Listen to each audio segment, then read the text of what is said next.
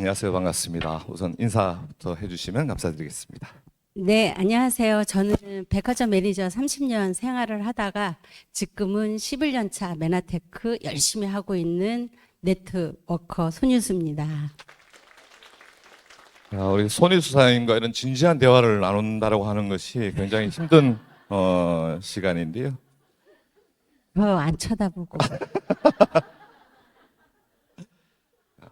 처음 밀리언 달러 클럽이 되셨다라는 이야기를 들었을 때 아마 대부분의 분들은 야, 무대에 올라가면 어떤 스피치를 할까? 뭐 이런 고민을 하실 수 있는데 손희 사장님은 그 고민보다는 어떤 옷을 입고 올라가지? 이 고민을 더 많이 하셨을 것 같습니다. 처음 무대에서 시상 받는다라는 이야기를 전해 들으시고 어떤 느낌이 드시던가요? 어, 어떤 느낌보다 뭐는 타나보다라는 생각은 했었어요. 근데 이제 저는 메나테크 하면서 PD 성취할 때 늘 저한테 선물을 하나 해요. PD 성취할 때 BMW 520을 했고 실버 할 때 BMW GT를 저한테 선물했고 골드10 X7을 저한테 선물을 했고 한갑 때는 집을 저한테 선물을 했어요. 그렇다 그러면 밀리언 달러 클럽에 들어봤다 해서 저는 그게 와닿지는 않아서 일단 백화점을 갔어요. 이렇게 돈은 많은가 보다. 많이 벌었나 보다. 그래서 백화점에 가서 그달에 들어온 모든 인컴을 저 옷에 다 투자했습니다. 그래서 저게 한 1,600만 원어치 옷을 입고 무대에 올라갔던 거예요. 야, 저게 1,600만 원이에요? 네, 자켓이 680이고요. 벨트가 160. 와, 좀 재수 없을지는 모르겠지만 저는 메나테크 한 가장 큰 이유가 저는 이제 25년째 싱글맘으로 살았잖아요. 제 생일날 저한테 선물해 주는 사람이 없었어요. 그렇다 그러면 메나테크를 만나서 나한테 선물을 한번 해보자. 그래서 직급 갈 때마다 저한테 준 선물이에요. 그렇기 때문에 어, 저한테 준 선물 괜찮지 않아요?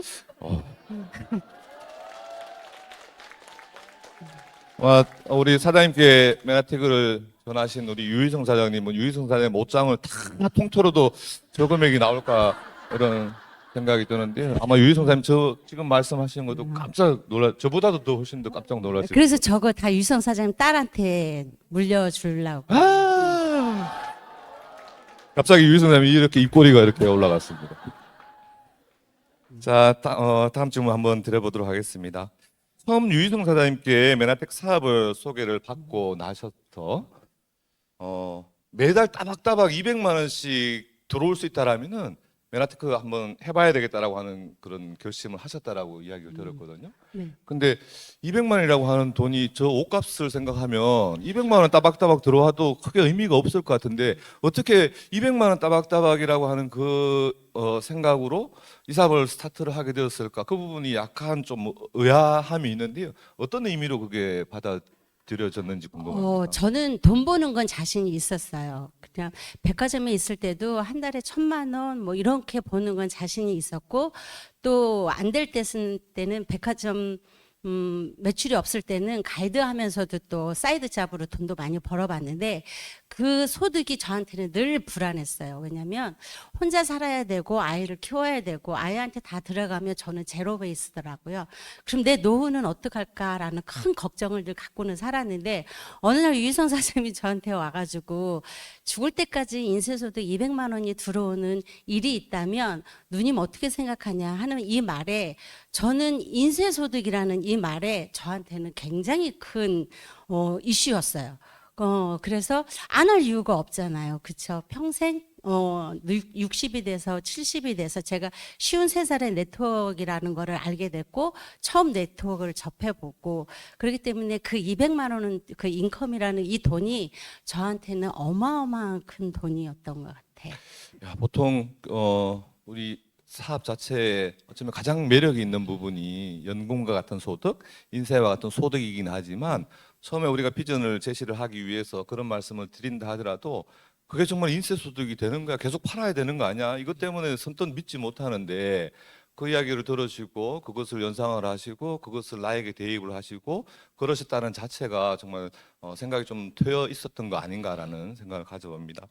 지금은 그 200만 원이라고 하는 따박따박 소득에서 한 10배 정도의 소득을 지금 올리고 계시는데 그 덕분에 아까 말씀하신 것처럼 집도 사시고 차도 여러 번 바꾸시고 옷도 저렇게 1,600만 원을 들여서 구매하실 수도 있으시고 너무너무 행복하고 좋으실 것 같습니다. 지금 다시 한번 축하드리고요. 매너틱하시면서 가장 행복했던 순간들 그런 순간들이 언젠가 있을까요? 직급 인정 받았을 때예요. 백화점에서는 목표를 주고 그 목표를 이루어도 아무 저기도 없어요. 근데 다음 달에 그 목표를 또 주면 또 해내야지 되는 거고. 근데 여기에서 주는 목표는 해내면 무대 위에서 인정을 해주고 많은 사람들이 대단하다라는 칭찬도 해주고 그게 저한테는 굉장히 행복했었던 것 같아요. 옷도 좋은 거 입을 수도 있고 네. 비싼 거 입을 수도 있고 옷도 계속 살 수도 있고. 그럼요. 아유. 저는 이제 손익 사장 생각하면 어떤 게 떠오르느냐면 여러분들도 아마 공감을 하실 수 있으실 것 같습니다. 미팅 참석하면 손익 사장님이 떠오릅니다. 어떤 미팅도 빠지지 않고 참석하려고 노력을 하시고 또 미팅 참석을 하시면서도 가장 빨리 오십니다. 오늘도 제가 이 준비 때문에 9시 조금 안 돼서 여기 왔는데 이미 와 계시더라고요. 그만큼 미팅 참석은 어떤 누구보다도 더 빠르게 하시려고 노력을 하셨던 것 같은데 그런 것들도 지금의 꾸준한 결과를 만들어내는 또 나름대로의 또 비결이 아닐까라는 생각을 해볼 수가 있는데 미팅 참석을 그렇게 일찍 또 꼬박꼬박 하시는 데는 뭐 특별한 이유가 있을까요?